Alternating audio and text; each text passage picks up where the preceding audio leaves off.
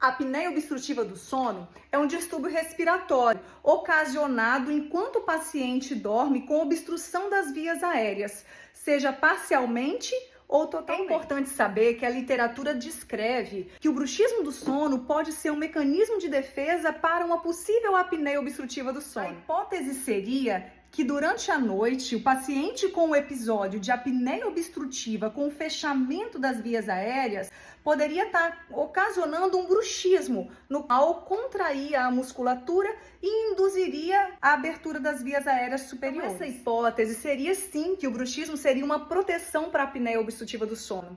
Apneia, bruxismo, está tudo relacionado com odontologia. Se você tem algum sintoma, seja de desgaste dentário, até mesmo uma dor de cabeça, é importante uma avaliação com um dentista capacitado.